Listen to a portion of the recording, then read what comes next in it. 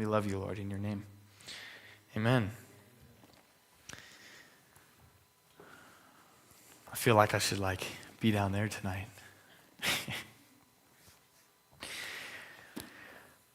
Well, we finally get to the point in John tonight where Jesus kind of has, in a sense, a last hoorah before his grand hoorah, which is defeating death and the grave, which is a pretty great hoorah, especially for us. But we're going to see tonight that Jesus kind of has his last little preaching, in a sense, publicly, before he's going to pray with his disciples, before he's going to be in the upper room with them, and before he gets arrested and taken before the leaders of the time. He's going to have this final kind of words he shares. And it's the gospel.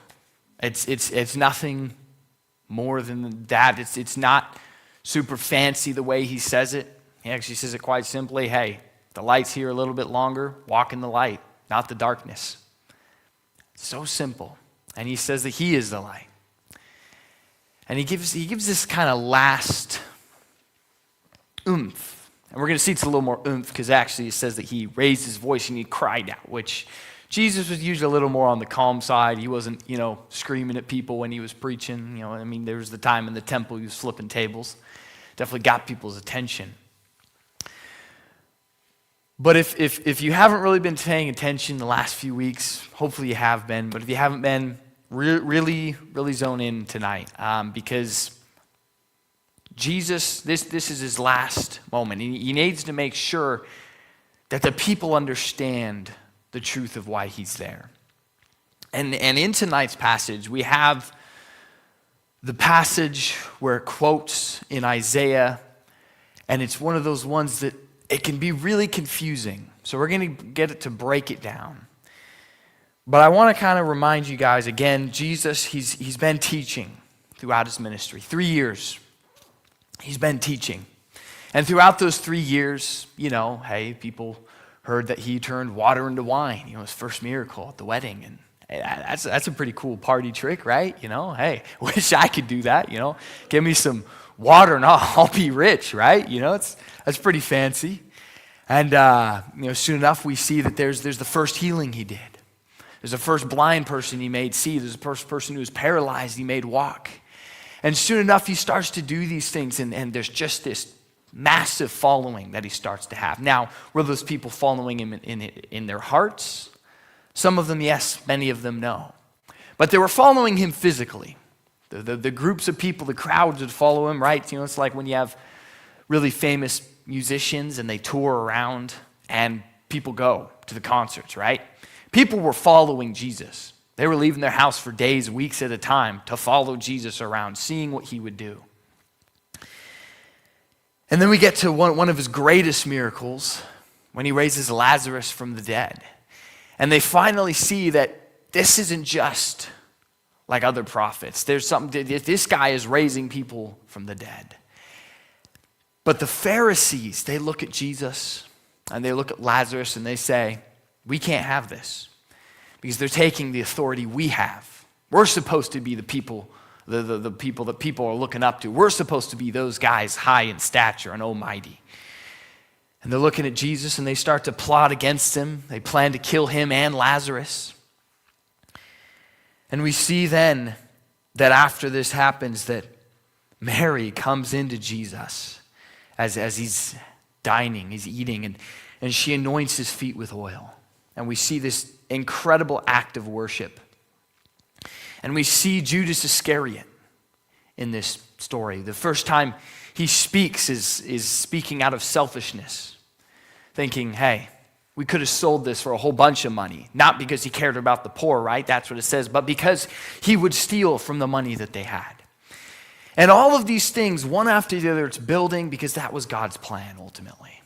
God's plan was for Jesus to come and die on a cross. That was his purpose. And Jesus previously, last week we saw, that's exactly what he states. He talks about how unless a grain of wheat falls to the ground and it dies and is buried, then it won't produce more life. He's saying, that's me. I have to die.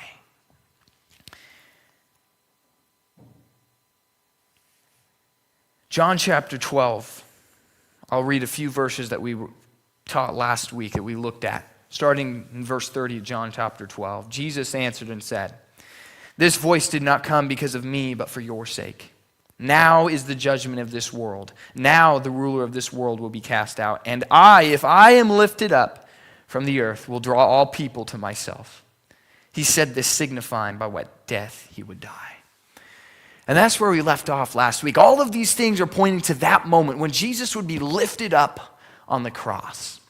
And he straight up, flat out, as clear as day, tells these people. He doesn't use the word cross. But we know the people understood because our first verse tonight is verse 34.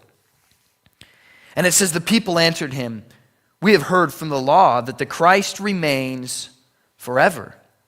And how can you say the Son of Man must be lifted up?'" They knew exactly what he meant. You see, 3 years of Jesus' ministry, 33 years of his life, all leading up to one moment on the cross. And Jesus says, this has to happen. This is what it has to be. And the people look at him and say, well, we know the law, right? The first 5 books of the Bible, that's what they were thinking about at the time. They knew the law. And they said, we heard that from the law the Christ remains forever. So how can you say you're going to be lifted up? How can you say this Son of Man is going to be lifted up on the cross? How is he going to die? Because everywhere it says that he's going to live forever. He's going to be eternal. He's going to be a king. He's going to be a conqueror. And all of those things are, yes, in the Old Testament. But they weren't thinking about all of the passages that pointed to Messiah and the death he was going to die, which, yes, we see them over and over again. There are multiple spots. Isaiah 53 is a really popular one. I mean, it really can't get much clearer than that when you read it. But these people, they weren't thinking about this. They were simply thinking about what they had been hearing, what they had heard from the law, which I wonder if maybe the Pharisees, they weren't doing the best job at teaching the scriptures. Because they didn't realize that Christ was Messiah. They didn't look at all the Old Testament scriptures that pointed to him, right? So they weren't teaching them very well. And the people are here, they're hearing, they're saying, well, the Christ is supposed to remain forever. So how can you say the Son of Man is going to be lifted up? Who is this Son of Man? They probably asked that question because that wording, Son of Man, Daniel chapter 7, I believe, when Daniel has the vision and he says he sees one like the Son of Man. That was very clearly a deity, the Messiah, the Savior. It was very clearly not just, Jeff or Roger or me. It was clear who Jesus was saying when he would say the Son of Man. So they're like, who is this Son of Man? Because you're saying that the Son of Man is going to die, be lifted up on a cross. But that can't be true. And Jesus answered and said to them, verse 35, "A little while longer, the light is with you. Walk while you have the light, lest darkness overtake you. He who walks in darkness does not know where he is going. While you have the light, believe in the light that you may become sons of light." These things Jesus spoke and departed and was hidden from them. So Jesus doesn't answer and say, well, I'm the Son of Man. I'm going to die on a cross. Believe it. And I'm going to come alive. He doesn't say it, right? Why? Because he stated it so many times. He had clearly conveyed the message of truth to them. Now, did they understand? Did they believe? Many of them, no. We saw that one person understood this for sure, and that was Mary. And what did she do? She worshiped him. She poured oil on his feet and anointed him. But he says, a little while longer the light is with you, talking about himself. He is the light of the world, right? Only a little while longer. Not long from now, he's going to be crucified on a cross. He's going to come alive again. Then after a little bit of time, he's going to ascend into heaven. That's what he's saying. Walk while you have the light, though, lest darkness overtake you. He who walks in darkness does not know where he is going. It's pretty simple, right? You turn the lights off and close your eyes, or have it pitch black, you're not going to be able to see where you're going. Turn the light on, you can see. While you have the light, believe in the light. There is when it gets a little bit more tricky. You see, it isn't just, oh, Jesus is on earth. He's the light of the world. I'm walking next to him physically. Therefore, There has to be a belief, a decision made in the heart. You have to believe. And Jesus clearly states that. He says, believe in the light, that you may become sons of light. Now, what I love about that is it isn't just talking about, children of God. We can instantly go there, yes, but it's more talking about not just that, but how we need to be imitators of the light. We need to be reliant upon the light, right? A son who's 5 years old, he needs to have his dad there for him. And he's going to do what his dad does, right? I remember when I was young, Dad used to apparently trick me. I figured this out when I was older, and say that he liked the fat and gristle on a chicken. So here I am at the restaurants, and anytime there's fat and gristle, I'd start gnawing on it because that's what my dad did. Of course I'm going to do that, right? I'm going to imitate my dad when I was young, right? That's what it means to be a son of the light. Be an imitator of who he is. Reflect his light. Be like who he is. Now, we can't be him, right? Eve was tricked into God. Right? You're going to be like God if you eat the fruit, right? We don't get to become omniscient, right? All powerful, all knowing. We don't get that. But we do get to become like him in other areas, right? We get to become righteous through the price that he paid for us. That blows my mind. Does that blow your mind? I mean, think about yourself. Think about who you are. You get to be righteous. You get to have God's righteousness. That's incredible.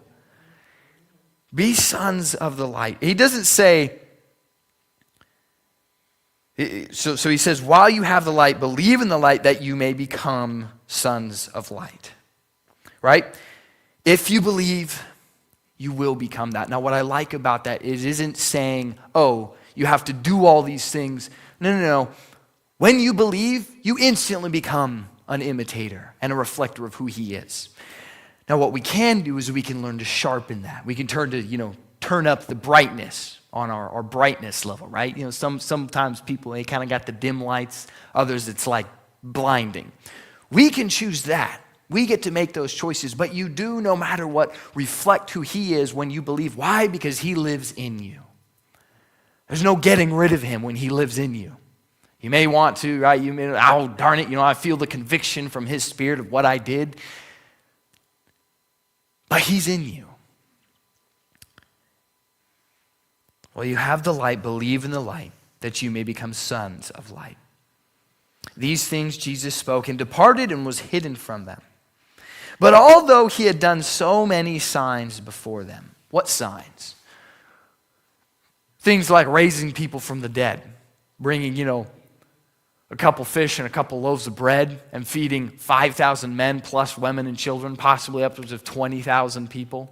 Right? Any of you guys ever tried to feed 20,000 people with plenty of food? It would take a long time. Jesus is like, I got 2 loaves of bread, 5 fish, right? Or 5 loaves of bread, 2 fish, forgive me. Got that switched up.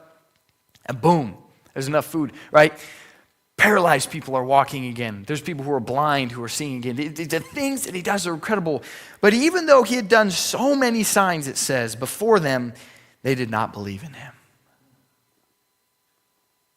They did not believe in him.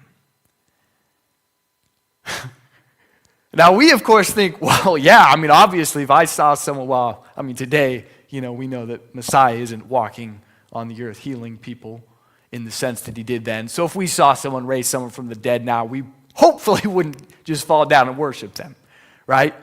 But at that time, it was Jesus standing before Messiah himself, seeing him raise people from the dead, seeing him do these incredible signs and not believing. Wow.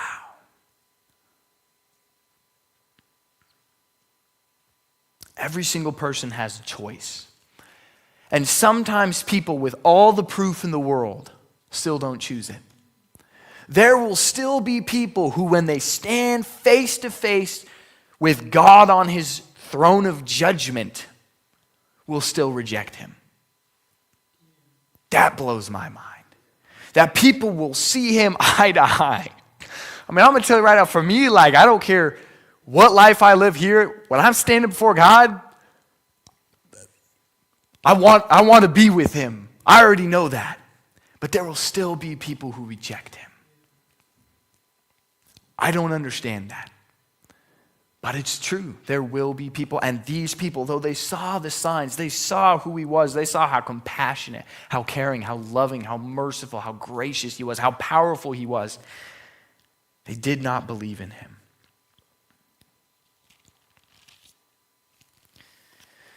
But why? Well, verse 38, that the word of Isaiah the prophet might be fulfilled, which he spoke.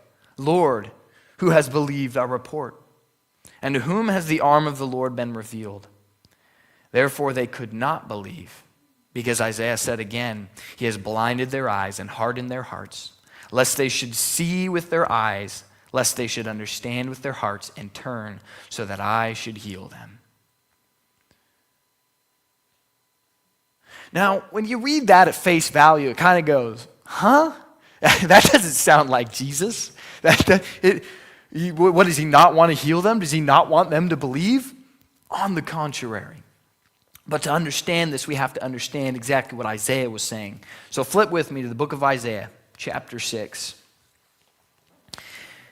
And oftentimes, passages like this, it can be a little bit scary because we can start to think, well, there has to be a lot to it. This one is actually a little bit easier to understand than what I thought it would be. At first, I was like, well, this is going to be a lot to unpack here. There's some really cool things, but it's actually a little bit on the easier side. So stick with me here.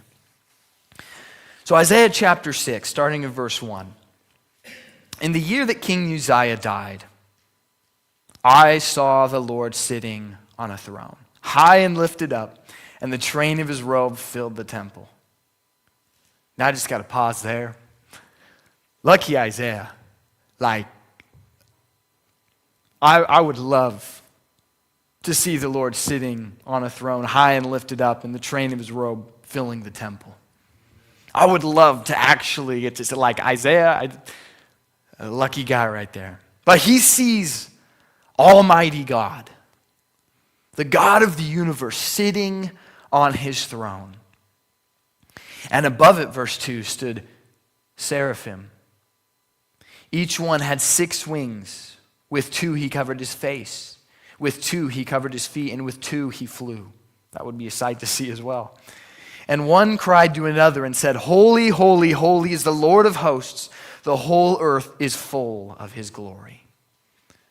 And the posts of the door were shaken by the voice of him who cried out, and the house was filled with smoke.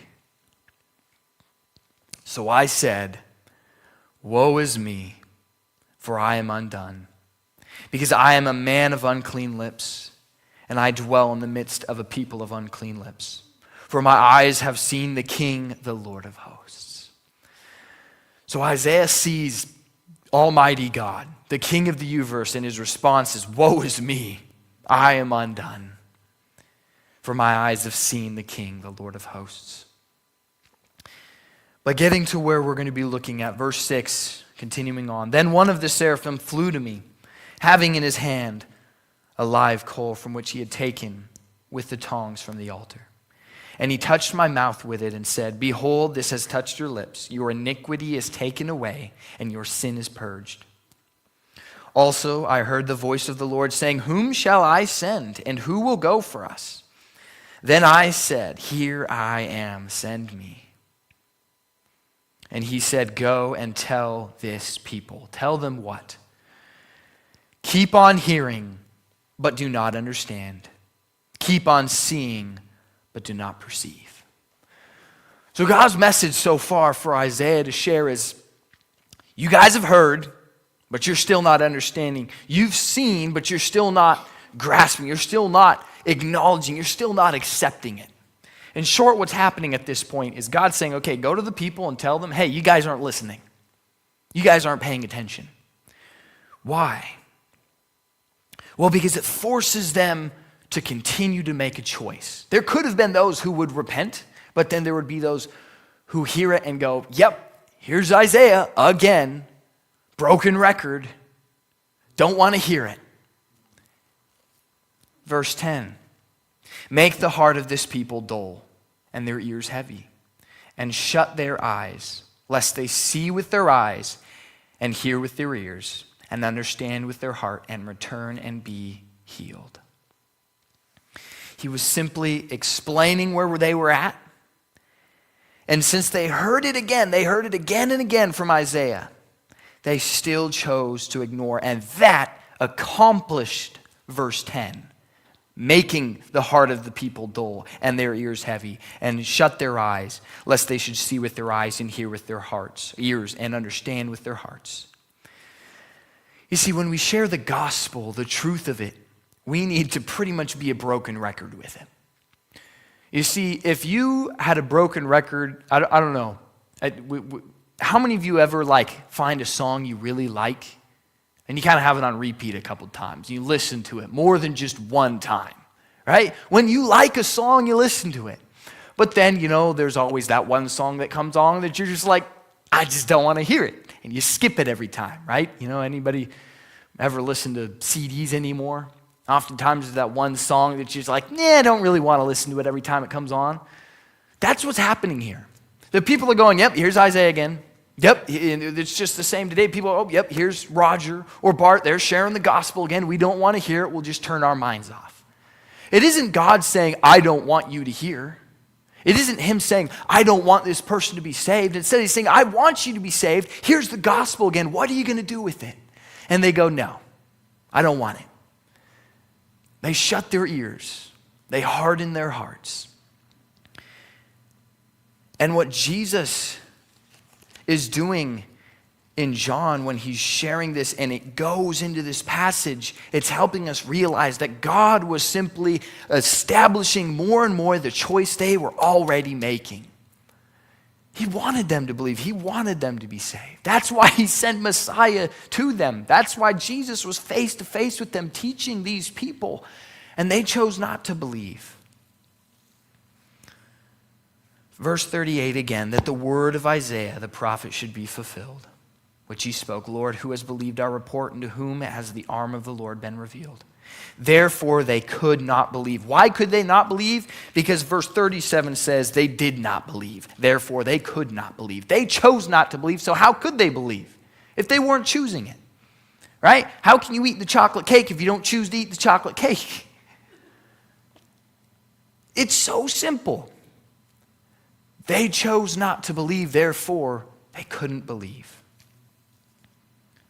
Therefore, they could not believe because Isaiah said again, and all of this was a fulfillment of a prophecy. He has blinded their eyes and hardened their hearts, lest they should see with their eyes, lest they should understand with their hearts and turn so that I should heal them. You know what I find so interesting? Verse 37, but although he had done so many signs before them, they did not believe in him. Verse 34 says, the people answered him, we have heard from the law. You see, what they were missing is they weren't looking with their eyes at who was right in front of them. They weren't looking at Jesus. They were thinking about what they had heard. They were thinking about the signs. They weren't looking at Jesus himself. They weren't truly looking with their eyes. He has blinded their eyes and hardened their hearts, lest they should see with their eyes, lest they should understand with their hearts and turn so that I should heal them.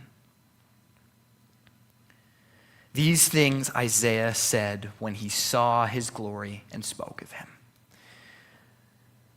And that ultimately is the big contrast. These people did not believe because they weren't looking at who Jesus was. But Isaiah said these things when he saw his glory and spoke of him. When Isaiah saw God, he said, woe is me, I am undone. Whereas these people look and they go, well, this is what we heard. We see the signs, but we aren't going to believe because we're not looking at who you truly are. He had just explained to them, but they weren't listening. Continuing on, verse 42. Nevertheless, even among the rulers, many believed in him. Now we're getting to the positive side. And instantly it drops back to a negative. But because of the Pharisees, they did not confess him. They did not confess him. Romans says if you believe in your heart and confess with your mouth, there needs to be a confession. You see, it's not good to be secret about your faith. That's actually a very, very dangerous and bad place to be when you're secret about your faith. Imagine if Jesus was secret about things. Oof. Well, we wouldn't have all of these words that help us understand what to do, how to live, who we are in him, who he is, right?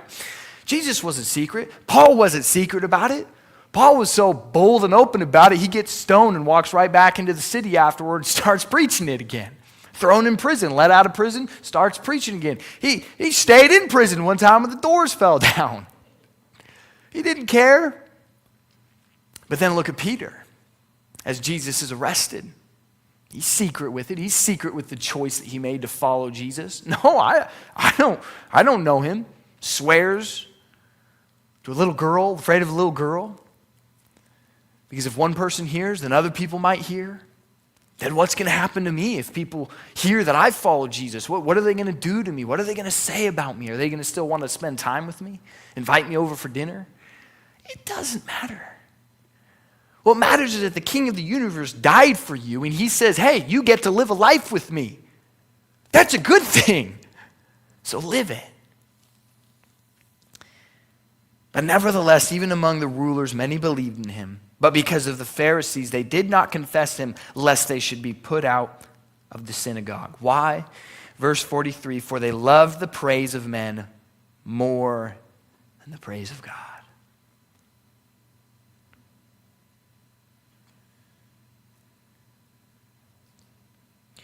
Verse 44, then Jesus cried out and said, he who believes in me believes not in me, but in him who sent me.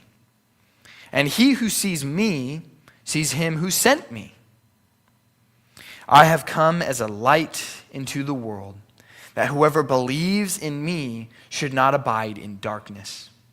And if anyone hears my words and does not believe, I do not judge him.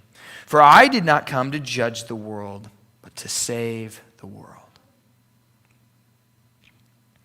Jesus says, he who believes in me believes not just in me, but in him who sent me. And he who sees me sees him who sent me. Jesus was the perfect embodiment of God the Father. The visible image of the invisible God. Jesus, because he is God, perfectly showed who God was. Therefore, when you would look at Jesus and truly see him for who he is, you would see the Father because they are one.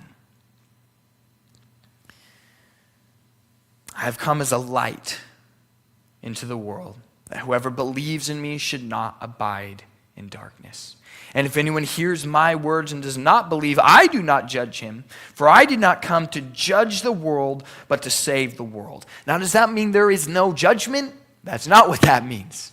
It just means while Jesus was here at this time, he was not here to judge. And he continues on, he says, he who rejects me and does not receive my words has that which judges him. What is that which judges him? The word that I have spoken will judge him in the last day. These people who do not accept Jesus, when they stand before him, that time when they heard the gospel, that's going to play in their mind. And they're going to go, ouch, if only I would have believed.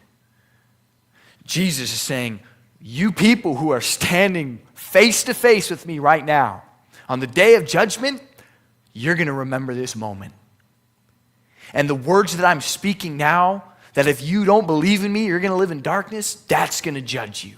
Those words, that truth is going to judge you.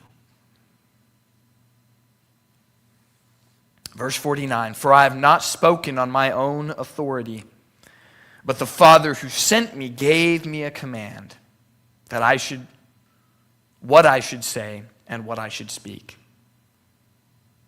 And I know that his command is everlasting life. Therefore, whatever I speak, just as the Father has told me, so I speak. Again, Jesus ends showing complete obedience to the Father.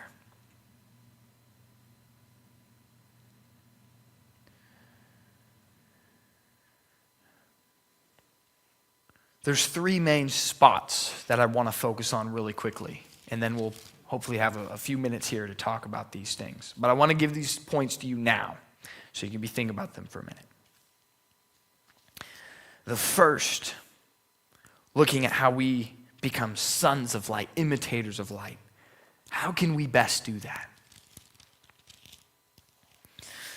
The next, looking at how these people, they believed, but they didn't confess it because they loved the praise of men more than the praise of God.